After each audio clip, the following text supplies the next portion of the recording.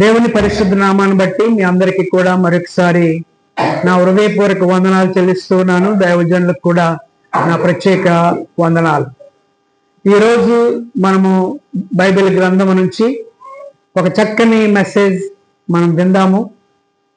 చిన్న జీవి క్షేమ అనేటువంటి సబ్జెక్ట్ మీద కొన్ని విషయాలు మాట్లాడాలని నేను ఆశిస్తూ ఉన్నాను. సామెతల గ్రంథంలో మనం చూద్దాం. సామెతల గ్రంథము 6వ అధ్యాయం 6వ వచనం నుంచి మనం చదువుకున్నట్లయితే కొన్ని విషయాలు అక్కడ మనకు కనబడుతూ ఉన్నాయి. సోమరి సీమల యొద్దకు వెళ్ళుము, వాటి నడతలను కనిపెట్టి జ్ఞానము తెచ్చుకొనుము. వాటికి న్యాయాధిపతి లేకున్నను, పై విచారణకర్త లేకున్నను, అధిపతి లేకున్నను, అవి వేసవి కాలమందు ఆహారము సిద్ధపరచుకొనును, కోతకాలమందు ధాన్యము కూర్చుకొనును. సోమరి, ఎందాక నీవు పండుకొందువు, ఎప్పుడు నిద్ర లేచదువు? ఇంకొంచెము నిద్రించదనని, కొంచెము కునికెదనని, కొంచెము సేపు చేతులు ముడుచుకొని పరుండదనని నీవనుచుందువు. ఆమేన్. ఈ భాగాన్ని మనం చదువుతున్నప్పుడు మనకి చీమలు గుర్తు రావాలి. చీమల గురించి బైబిల్లో 2 చోట్ల మాత్రమే వ్రాయబడి ఉంది. ఒకటి సామెతల గ్రంథం 6వ అధ్యాయం 6 నుంచి 10 వరకు ఇప్పుడు చదువుకున్నాం.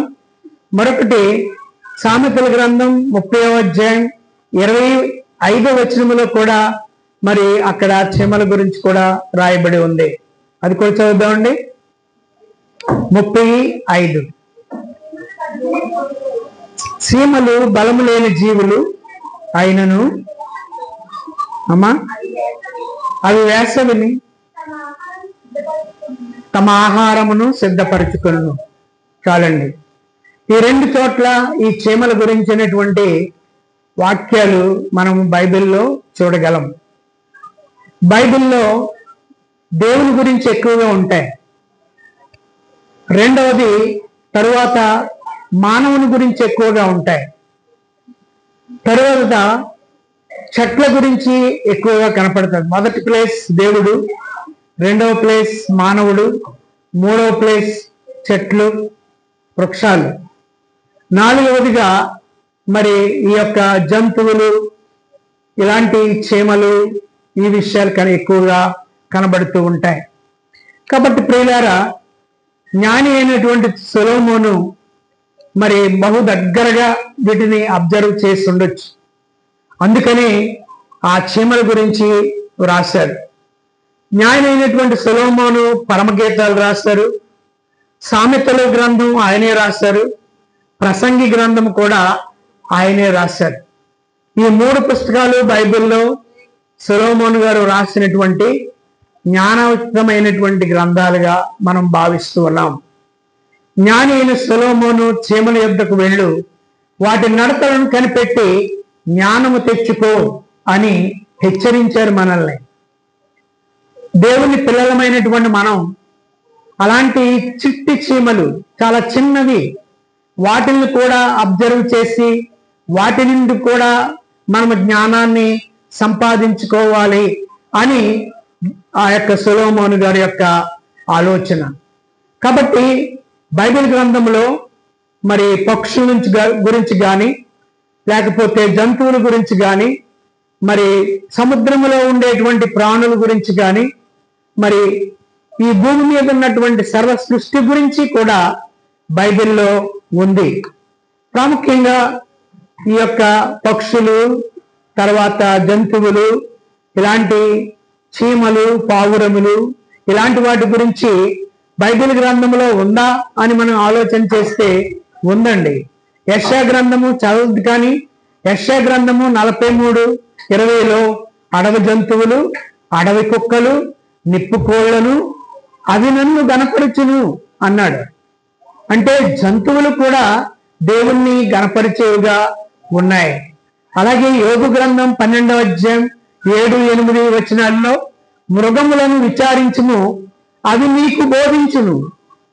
మృగాల్ని, జంతువుల్ని అడుగు దేవుని గురించి, అవి కూడా బోధిస్తాయట. అలాగే ఆకాశ పక్షులను విచారించుము, అవి నీకు తెలియజేయను. ఆకాశ పక్షులు కూడా మనకి పాఠాన్ని నేర్పిస్తాయి. భూమిని గూర్చి ధ్యానించిన ఎడల అది నీకు బోధించును. సముద్రములోని చేపలు నీకు దానిని వివరించును అని దేవుని యొక్క వాక్యంలో ఉంది. కాబట్టి సర్వ సృష్టి కూడా ఈ మానవునికి బోధిస్తా ఉన్నాయి, నేర్పిస్తా ఉన్నాయి. దేవునిని ఆరాధించు, దేవునిని ప్రార్థించు, దేవునితో సహవాసము కలిగి ఉండు అని అవి మనకి నేర్పిస్తూ ఉన్నాయి. ఇంకా మనం చూసినట్లయితే మరి వీటన్నిటినీ బట్టి యోచించిన ఎడల యెహోవా హస్తము వీటిని కలుగ చేసినని తెలుసుకొనలేని వాడెవడు? యెహోవా హస్తమే, దేవుడే వాటిని కలుగ చేశాడు. జీవరాశులు, ప్రాణులు, మనుషులందరి ఆత్మలను ఆయన వశములో ఉన్నాయి. ఆయన వశములోనే మనం కూడా ఉన్నాం, ఆ యొక్క జీవరాశులు కూడా ఉన్నాయి. ఆకాశములు దేవుని మహిమను వివరిస్తూ ఉన్నాయి. అంతరిక్షము ఆయన చేతి పనిని వివరిస్తూ ఉన్నాయి. అంటే కొన్ని పక్షులు, జంతువులు, వివిధ జీవరాశులు మనకి ఉదాహరణగా ఉన్నాయి. అవి దేవునిని స్తుతిస్తూ ఉన్నాయి, గణపరుస్తూ ఉన్నాయి, ప్రార్థనా జీవితం గడుపుతూ ఉన్నాయి. ఉదయమాయే హృదయమా ప్రభు యేసుని ప్రార్థించవే.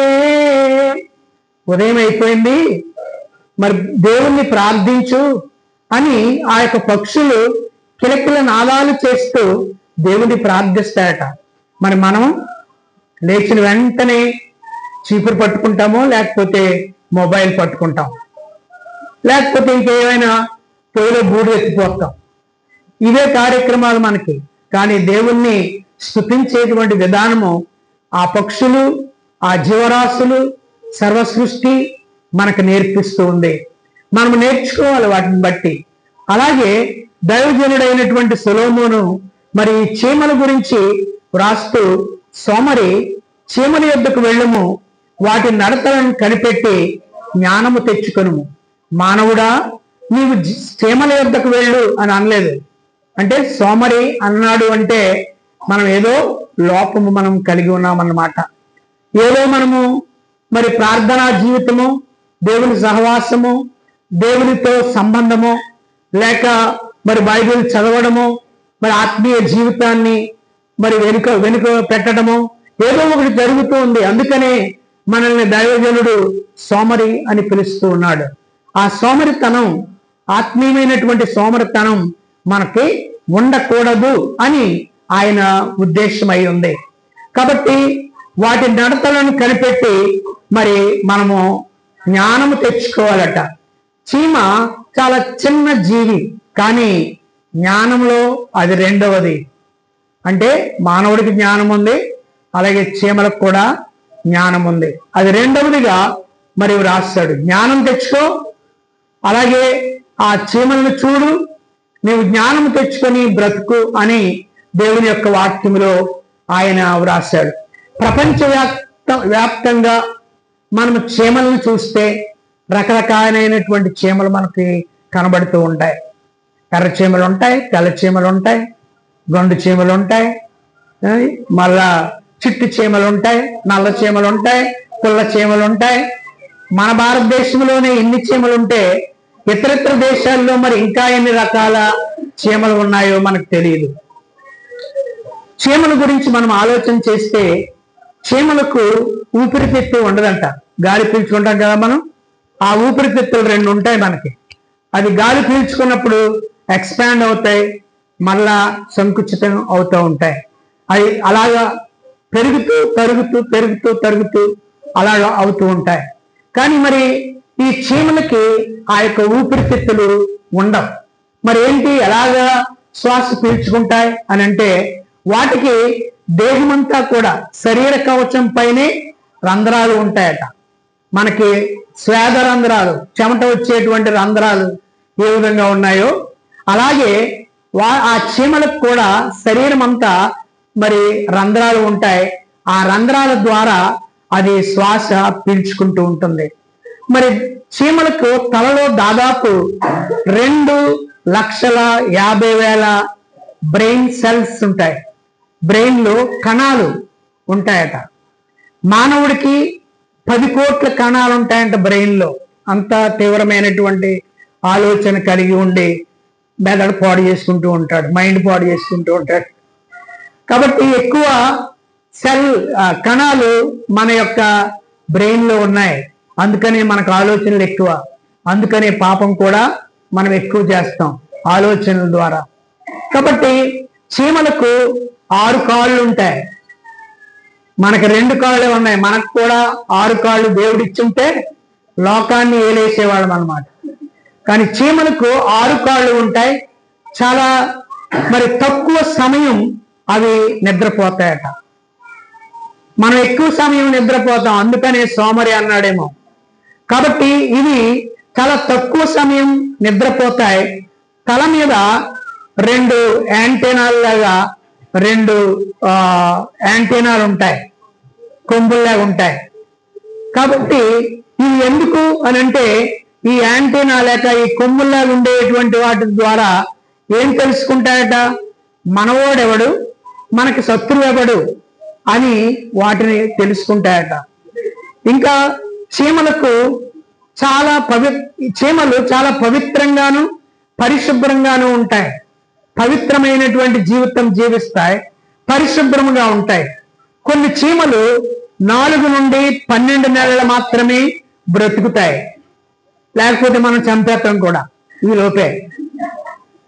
తర్వాత గండు చీమలు ఉంటాయి, గార్డెన్లో తోటల్లో ఉంటాయి.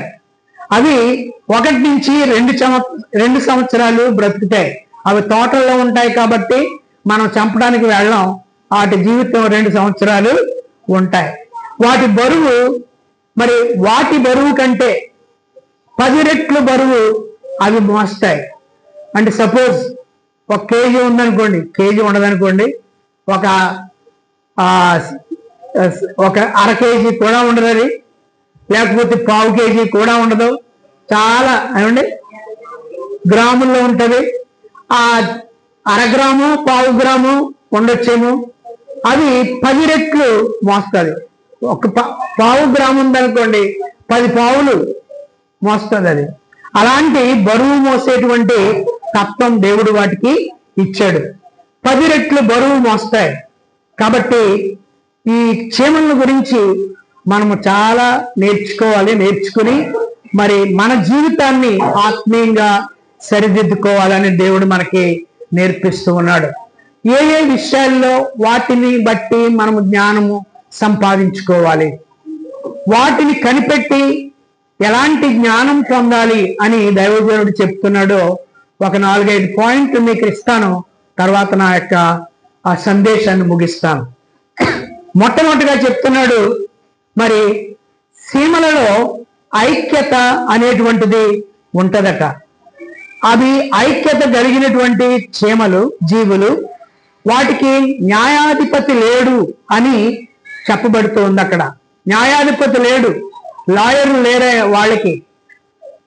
కాబట్టి 6-7 వచనాల్లో మనం 6వ అధ్యాయం 7వ వచనంలో చదువుకుంటే ఆ మాట, వాటికి న్యాయాధిపతి లేకున్నను, పై విచారణకర్త లేకున్నను, అధిపతి లేకున్నను, అవి వేసవి కాలమందు ఆహారం సిద్ధపరుచుకొనును, కోతకాలమందు ధాన్యము కూర్చుకొనును అని చెప్పబడింది.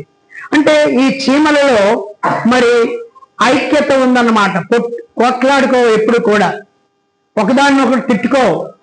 రకరకాల బూతులు వాటికి తెలియదు, మనకు తెలుసు చాలా బూతులు.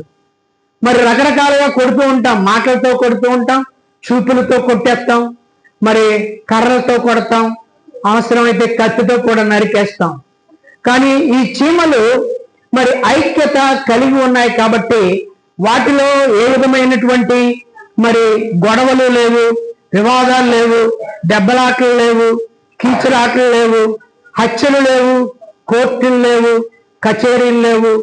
మరి ఇవేమీ కూడా లేకుండా ఉన్నవి అని అంటే వాటిల్లో ఏముందన్నమాట? ఐక్యత. అలాగే దైవ బిడ్డలమైనటువంటి మనం కూడా, దేవుని సంఘస్థులమైనటువంటి మనం కూడా మరి చీమల కంటే గనులం కాబట్టి మనలో కూడా ఏముండాలి? ఐక్యత ఉండాలి. మాట అంటే మాటే, ఆ మాట మీదే నిలబడాలి. మనం వాక్యం వింటాం, ఒకరు ఒక రకంగా, ఒకరు ఒక రకంగా మరి దాన్ని చేసేటువంటి విధంగా ఉంటారు. కాబట్టి ఇక్కడ కలిసిమెలిసి జీవించేటువంటి జంతువులుగా ఈ చీమలను చూస్తూ ఉన్నాం. అలాగే మరి మనము మనుష్యులమైనటువంటి మనం వాటిని చూసి నేర్చుకోవాలి, ఐక్యత కలిగి జీవించాలి. మనలో ఒకే మాట ఉండాలి. ఒకే పుట్టలోనంట అవి 80 లక్షల చీమలు కలిసి ఉంటాయట. చీమల పుట్టలు చూస్తూ ఉంటాం కదా అక్కడక్కడ. ఆ చీమల పుట్టలో ఇంచుమించు లేదంటే 80 లక్షల చీమలు ఒకే పుట్టలో ఉంటూ ఉంటాయి. ఒక ఇంట్లో నలుగురు ఉండలేము కదండి.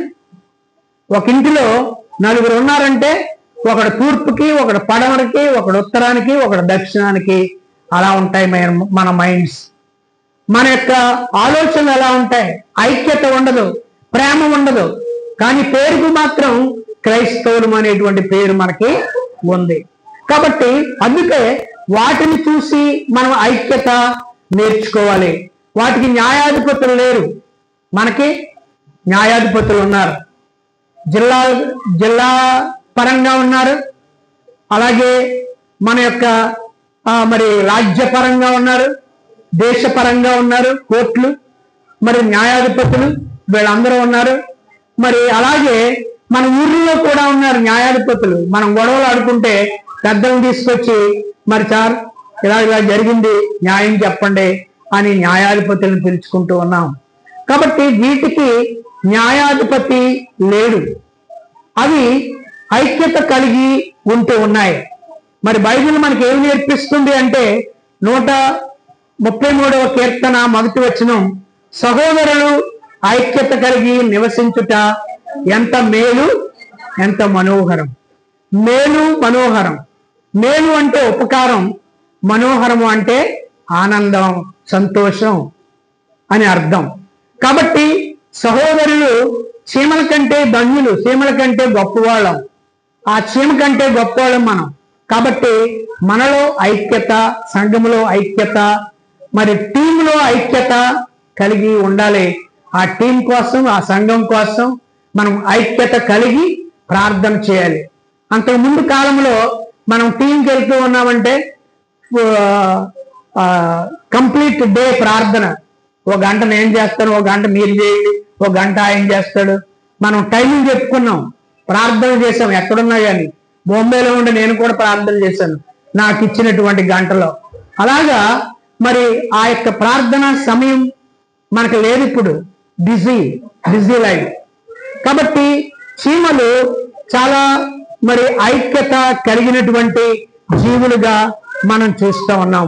అలాగే మనలో కూడా ఐక్యత లోపించిందేమో, మరలా తిరిగి మరి వాక్యం చెప్పిన రీతిగా సహోదరుల ఐక్యత కలిగి జీవిద్దాం. అది మనకి జీవితానికి మేలు, సంఘానికి మేలు, అలాగే మన కుటుంబానికి కూడా మేలు, ఆనందము చేకూరుస్తూ ఉంది. అలాగే రెండవది ఏంటి అంటే చీమలలో దయాగుణం కలిగి ఉన్నాయట. దయ చూపించేటువంటి గుణం కలిగి ఉన్నామట. ఇతరులను ప్రేమిస్తాయి, ఇతర జీవులను, ఇతర చీమల్ని అవి ప్రేమిస్తాయి. రెండు కొట్లాడుకోవటం మనం చూడలేదు. కాకులు దెబ్బలాడుకోవడం చూసామేమో, పావురాయిలు దెబ్బలాడుకోవడం చూసామేమో, కానీ చీమలు దెబ్బలాడుకోవడం చూసామా? చూడలేదు. అవి నడుస్తూ ఉంటే మరి అటు ఇటు చెదిరిపోవు, ఒకే లైన్లో నడుస్తూ ఉంటాయి. ఎలా తప్పించుకుంటున్నాయిరా అని మనం అనుకుంటాం. ఒకే లైన్, ఒక గీత గీసినట్లుగా వాటి యొక్క దారి ఉంటుంది. కాబట్టి చీమలు దయాగుణము కలిగి ఉంటాయట. ఏ విధంగా అని అంటే చీమకి 2 మరి కడుపులు, అంటే 2 ఉదరములు కలిగి ఉండేటువంటి భాగాలు ఉంటాయి. మరి 2 మనకి 1-2 మాంసానికి 1, చేపలకు 1, మనకు ఒకటే పొట్ట. వాటికి 2 ఉన్నాయట. ఒకటి తన కొరకు తింటుంది, అది దాచుకుంటుంది. మరొకటి తినేసి ఇతరులకు పంచిపెడుతుంది. ఎంత ఉదార స్వభావమో చూడండి. రెండు కడుపులు కలిగి ఉంటుంది. ఒక కడుపులో తన కొరకు నిల్వ చేసుకుంటుంది, రెండవ కడుపులో నిల్వ చేసుకున్నటువంటిది మరి ఇతర చీమలకి, ఏవైతే బలహీనలో, ఏవైతే మరి వెళ్ళి తెచ్చుకోలేవు అలాంటి వాటికి దానం చేస్తాయట. ఉదార స్వభావం కలిగినటువంటి చీమలుగా మనం చూస్తూ ఉన్నాం. ఒకటి తన పోషణకు, రెండవది ఇతరులకు దానం చేయడానికి. మనకే కావాలనుకుంటాం, మనం దానం చేయడానికి చేతులు రావు. మనం ఎప్పుడు కూడా కిందే పెడతాం, చెయ్యి పైన పెట్టాం. చీమలు కింద పెడతాయి, పైన పెడతాయి. చేతి చాచి అవి ఆహారాన్ని కొని తెచ్చుకుంటాయి అంటే తీసుకొని వచ్చుకుంటాయి. అలాగే మళ్ళా అవి దానం కూడా చేస్తాయి. అందుచేతనే దేవుడు వాటికి రెండు ఉదరములు పెట్టి ఉన్నాడు. కాబట్టి చీమలు దయాగుణం కలిగి ఉన్నాయి. మనం కూడా ఆ దయాగుణం కలిగి ఉండాలి. చీమలకి జ్ఞానం ఉంది, ఆ జ్ఞానాన్ని బట్టి అవి జీవిస్తూ ఉన్నాయి. మరి అలాగే మనం కూడా జ్ఞానాన్ని బట్టి మనం జీవించాలి, వాటిని బట్టి మనం నేర్చుకోవాలి. రెండవదిగా దయాగుణము కలిగి ఉండాలి. ఐక్యత వాటిలో ఉంది. రెండవది దయ కూడా అవి చూపిస్తూ ఉన్నాయి. మూడవదిగా మనం నేర్చుకొని పోతూ ఉన్నాం. వాటికి ఇందాక చెప్పుకున్నాం, న్యాయాధిపతి లేడు, తగువులు తీర్చడానికి లాయర్ లేడనమాట. లాయర్ అనేటువంటి వాడు లేడు, మధ్యవర్తి లేడు. తగువులాడుకుంటే పెద్దలు లేరు, తగువులాడుకుంటే అధిపతులు లేరు వాటికి న్యాయం తీర్చడానికి. ఇక్కడ చూస్తూ ఉన్నప్పుడు వాటికి అధిపతి లేడు. 6వ అధ్యాయం 7వ వచనంలో ఉంది. వాటికి న్యాయాధిపతి లేకున్నాను, పై విచారణకర్త లేకున్నాను, అధిపతి లేకున్నాను. అడిగేవాళ్ళు లేడు. విచారకర్త అంటే మధ్యని అడిగేవాడు లేడు. నువ్వెందుకు ఇలా చేసావు అంటే అవి తప్పు చేస్తే కదా అడిగేవాడు ఉండడానికి. వాటి వల్ల తప్పిదాలు జరగడం లేదన్నమాట. ఎందుకు అంటే ఐక్యత అవి కలిగి ఉన్నాయి. అలాగే ఇక్కడ అధిపతి లేడు, నాయకుడు లేడు. మనకే నాయకుడు ఉండాలి. గొర్రెలు కాపరి ఉంటాడు నాయకుడు, మేకలకు కూడా ఒక కాపరి ఉంటాడు. అలాగే మరి ఆ పశువులకి కాపరి ఉంటాడు. అలాగే బాతులు చూసుకుంటే బాతులకు కూడా కాపరి ఉంటాడు. అలాగే మానవులమైనటువంటి మనకి, ఒక సంఘానికి ఒక కాపరి ఉన్నాడు. కాపరి చెప్పిన రీతిగా మనం చేస్తామా? ఆ జంతువులు చేస్తా ఉన్నాయి. కాపరి ఏం చెప్తున్నాడో అవి చేసేటువంటి జంతువులు ఉన్నాయి. కాపరి చెప్పేటువంటి క్రైస్తవులు నేడు లేరు. ఇక్కడ వాటికి అధిపతి లేడు అని దేవుని యొక్క వాక్యములో మనం చూస్తా ఉన్నాం. ఎంత దూరం వెళ్ళాలన్నా కూడా అవి క్రమశిక్షణలో సాగిపోయేటువంటి జీవులుగా ఉన్నాయి. పై అడిగేవాడు లేడు. పని చేసినా చేయకపోయినా అడిగేవాడు లేడు. ఒకవేళ ఏదైనా బలహీనత కలిగి పని చేయలేకపోతుంది అనుకోండి, మరి వాటికి రెండు పొట్టలు కలిగి ఉన్నాయని చెప్పాం కదా. మరి ఉదార స్వభావం కలిగినటువంటి ఆ చీమలు మరి ఏ కడుపులో అయితే ఇతరులకు ఇవ్వాలని దాచాయో అవి దానం చేస్తాయట. అందుచేత మరి పని చేసినా చేయకపోయినా అవి బ్రతకగలుగుతూ ఉన్నాయి అని సోమరులుగా ఉండడం లేదు. 13వ అధ్యాయం సామెతల గ్రంథం 11వ వచనాన్ని ఒకసారి చదువుదాం. 13-11 అండి అమ్మా.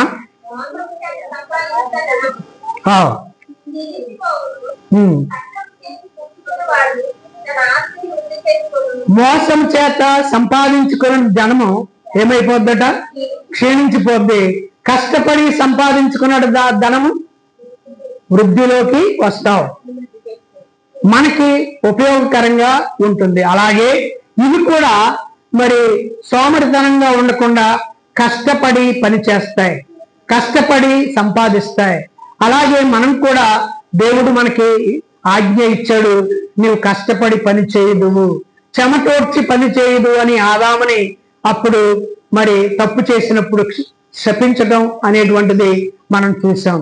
అలాగే ఇక్కడ కూడా మరి ఈ చీమలు కష్టపడి పని చేస్తాయి, కోతకాలం ముందు ధాన్యము సమకూర్చుకుంటాయి. ఎప్పుడైతే వాటికి ఆహారం దొరుకుతుందో, ఆహారం దొరికేటువంటి సమయంలో అవి సమకూర్చుకుంటాయి. ఆహారం దొరకనటువంటి సమయంలో ఆ ఆహారాన్ని, సమకూర్చుకున్నటువంటి ఆహారాన్ని భుజిస్తూ ఉంటాయి. మనకు కూడా జీవాహారం ఉంది, శరీరానికి తగినటువంటి ఆహారం సమకూర్చుకుంటున్నావు. మరి నీ ఆత్మకు కావలసిన ఆహారం దొరుకుతూ ఉంటే మరి అక్కడికి నీవు వెళ్లకుండా ఇంట్లోనే సోమరిగా ఉంటున్నావు ఎందుకు అని ప్రశ్నిస్తూ ఉన్నాడు దైవజనుడు. కాబట్టి మరి ఈ యొక్క ఆహారం దొరికినప్పుడు అవి వేగిరి పడుతూ ఉన్నాయి ఆహారం కోసం. అలాగే మనం కూడా ప్రతి ఆదివారము కూడా సమయానికి వచ్చి దేవుని వాక్యాన్ని నేర్చుకోవాలి. ఎక్కడ మరి వాక్యం ఉందో అక్కడికి మనము వెళ్ళాలి. ప్రార్థనా కూడికలకు వెళ్ళాలి, ప్రత్యేకమైన కూడికలకు వెళ్ళాలి, స్త్రీల కూడికలకు వెళ్ళాలి, మరి యవనస్తులు మరి కూడికలు జరగాలి. మరి ఈ విధంగా మనకి జీవాహారమైనటువంటి వాక్యం దొరికేటువంటి సమయంలో మనం సమకూర్చుకోవాలి. దొరకని కాలం ఒకటి రాబోతూ ఉంది, వాక్యం మనకు దొరకదట. ఆ కాలంలో మనము ఈ వాక్యాన్ని నెమరు వేసుకోవాలి. మరి ఆ యొక్క జీవరాశులు ఏ విధంగా ఒక ఆవు గాని గేదె గాని మొత్తం అంతా దొరికినప్పుడు తినేసి మళ్ళీ హాయిగా పడుకొని మళ్ళా తిరిగి దాన్ని నెమరు ఏ విధంగా వేసుకుంటూ ఉందో, అలాగే మనం కూడా వాక్యము దొరికినప్పుడు మరి ఆ గంటలో మనం సమకూర్చుకోవాలి. ఇంటికి వెళ్ళి మరి ఆ వారం అంతా కూడా ఆ వాక్యాన్ని నెమరు వేయాలి. సమకూర్చుకున్న దానిని మరలా తిరిగి జ్ఞాపకం చేసుకోవాలి. ఈ చీమలు మరి అదే చేస్తూ ఉన్నాయి. కోతకాలము అనగా వాటికి దొరికేటువంటి కాలంలో మరి చాలా జాగ్రత్తగా సమకూర్చుకొని వాటి ఇళ్లల్లో ఆ యొక్క మరి పుట్టలో దాచుకుంటూ ఉంటాయి. ఆ తరువాత దొరకని సమయంలో అవి బయటికి వెళ్ళలేనటువంటి పరిస్థితుల్లో ఆ ఆహారాన్ని మరలా తిరిగి తింటూ ఉంటాయి. కాబట్టి కరువు కాలంలో ఆకలి గొనవు, దొరకని సమయంలో అవి ఆకలి గొనవు. మనకు కూడా బైబిల్ చెప్తూ ఉంది. మరి ఒక రోజు రాబోతుంది ఈ బైబిల్ మన చేతిలో ఉండవు, ఈ బైబిల్ మన చేతిలో ఉండవు. మరి సంఘాలు ఉండకపోవచ్చు, లేకపోతే కూడికలు ఉండకపోవచ్చు, లేకపోతే ఈ భూమి మీద ఉన్నటువంటి సమస్తము కూడా ఏమైపోతుందో మనకు తెలియదు. కాబట్టి బైబిల్ మన చేతిలో ఉంది. కేవలం దాన్ని అలమారులో పెట్టుకుని అలమారులో ఉంచుకొని మళ్ళీ అలమారులో నుంచి తీసుకొని వచ్చే విధంగా మనం ఉండకూడదు. కాబట్టి దొరికినటువంటి కాలంలో వాక్యాన్ని సమకూర్చుకోవాలి. మరి దొరకని కాలంలో దాన్ని మరలా తిరిగి జ్ఞాపకం చేసుకొని వాక్యానుసారంగా మన జీవనం కొనసాగించాలని ఈ యొక్క చీమలు మనకి నేర్పిస్తూ ఉన్నాయి. ఇంకా మనం చూసుకున్నట్లయితే అందుకే జ్ఞానము గల చీమలని అక్కడ సొలొమోను రాశాడు. సోమరులు పనిపాట లేకుండా ఊరికే తిరిగి వారికి మరి ఆ సమయాన్ని వృధా చేసుకుంటా ఉంటారు. అలాంటి వారికి ఈ చీమలు ఒక పాఠాన్ని నేర్పిస్తూ ఉన్నాయి. నాలుగవదిగా మనం చూస్తాం, మొదటిగా మనం చూసాం ఐక్యత కలిగి ఉన్నాయి. రెండవదిగా మనం చూసాం అవి దయాగుణం కలిగి ఉన్నాయి. మూడవదిగా మనం చూసాం వాటికి అధిపతి లేడు, నాయకుడు లేడు. తరువాత నాలుగవదిగా మనం చూస్తా ఉన్నాం అవి బలము లేనటువంటి జీవులు. అస్సలు బలము లేనటువంటి జీవులు. ఊరికే మన కాలు కింద పడితే తొక్కేస్తాం, మనం ఎన్నో చనిపోతాయి.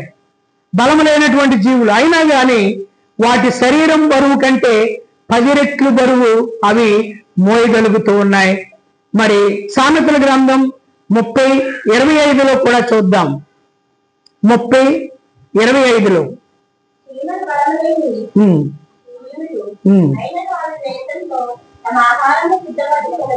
అక్కడ రాయబడింది బలము లేనటువంటి జీవులు అయినా గాని అవి వేసవి కాలంలో తమ ఆహారాన్ని సమకూర్చుకుంటూ ఉన్నాయి.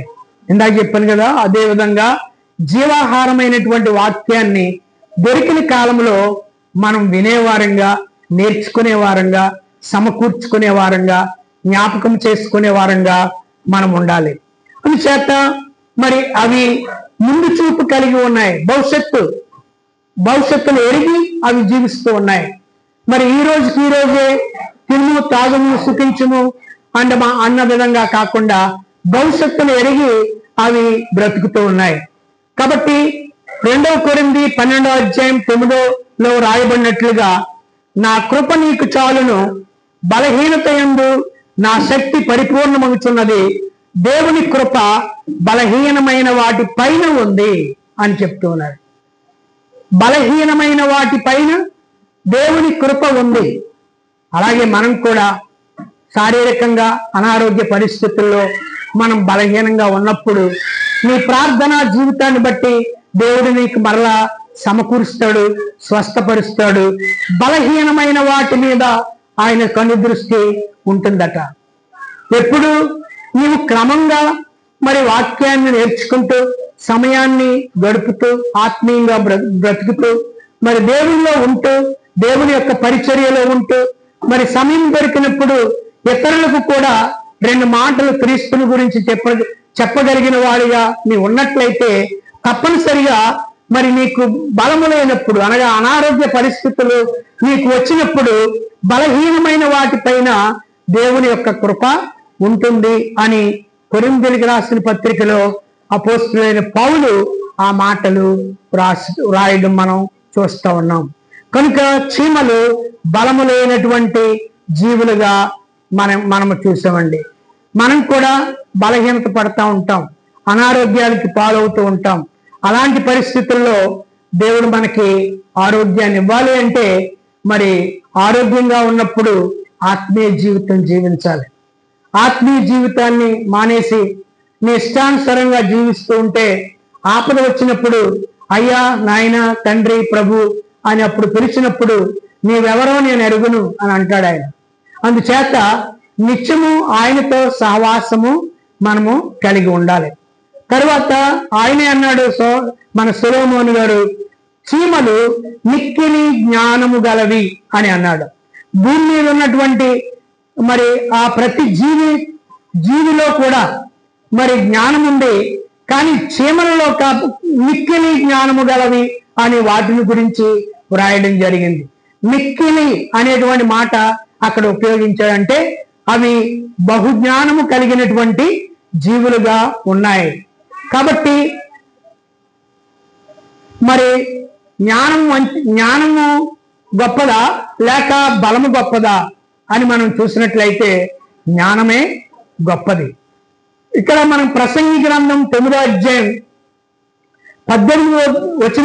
మనం చూస్తా ఉన్నప్పుడు యుద్ధముల కంటే జ్ఞానము శ్రేష్టము అనే మాట అక్కడ మనకు కనబడుతూ ఉంది. యుద్ధాయుధముల కంటే జ్ఞానము శ్రేష్టము.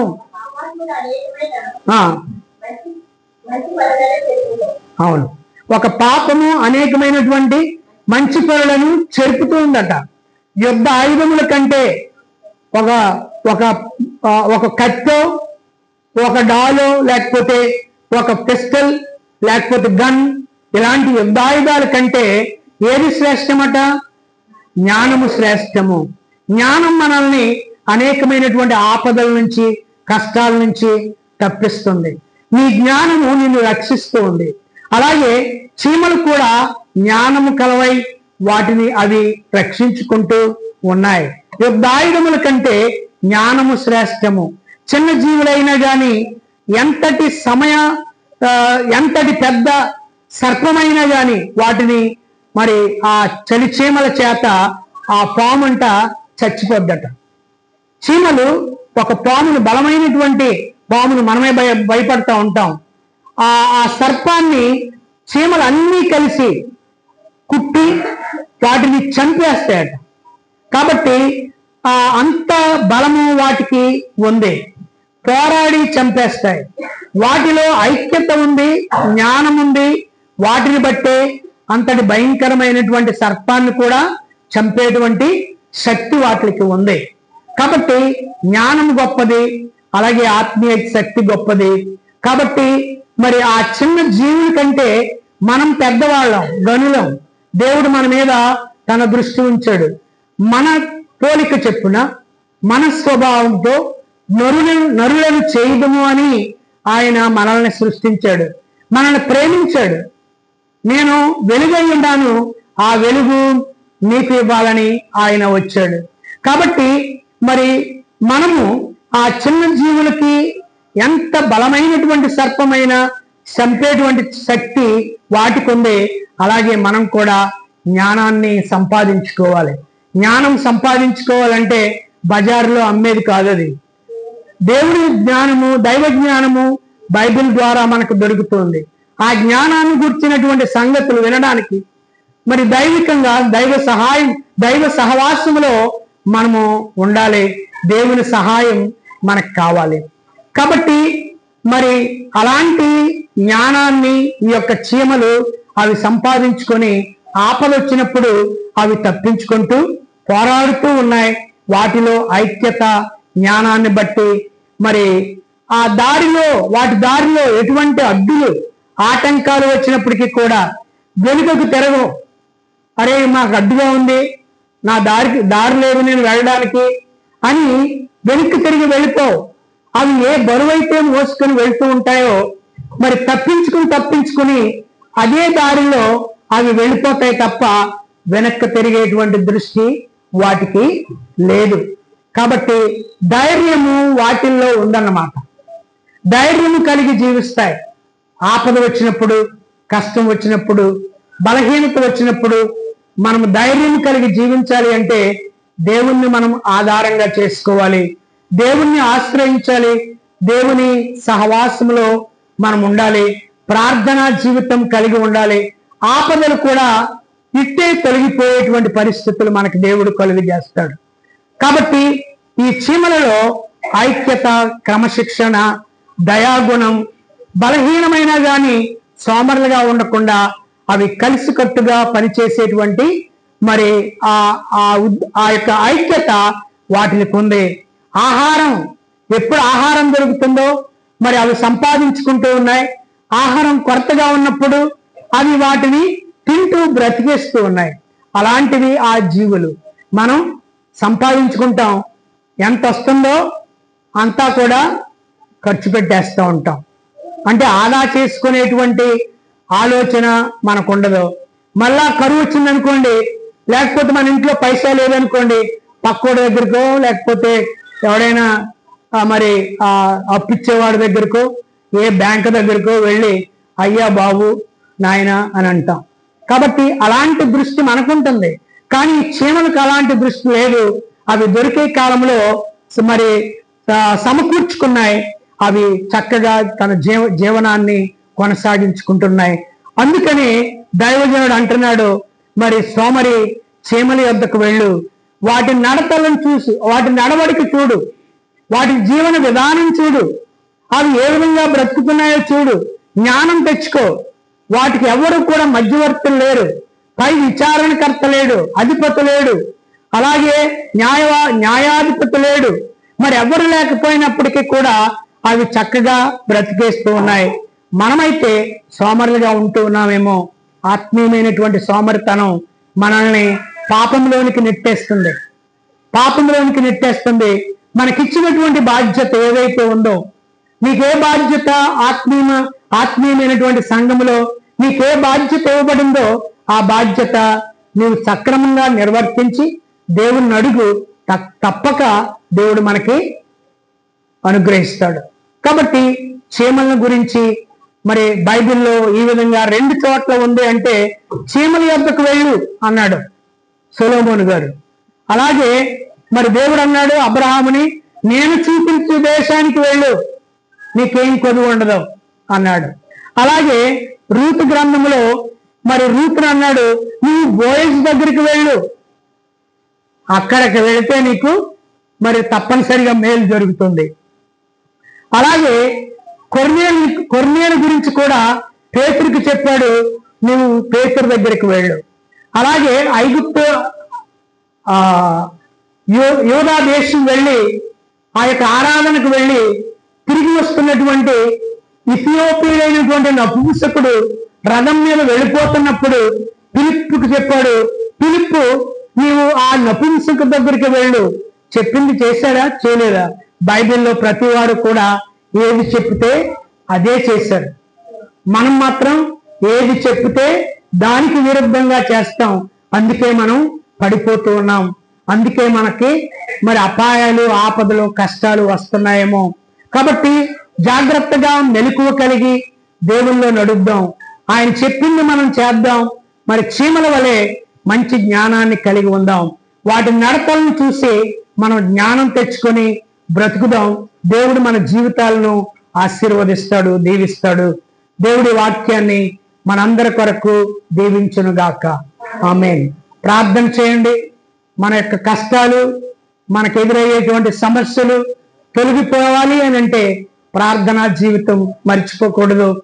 తప్పనిసరిగా ప్రార్థిస్తూ ఉండాలి. దేవుడు మన అందరినీ ఆ రీతిగా నడిపించునుగాక. ఆమేన్.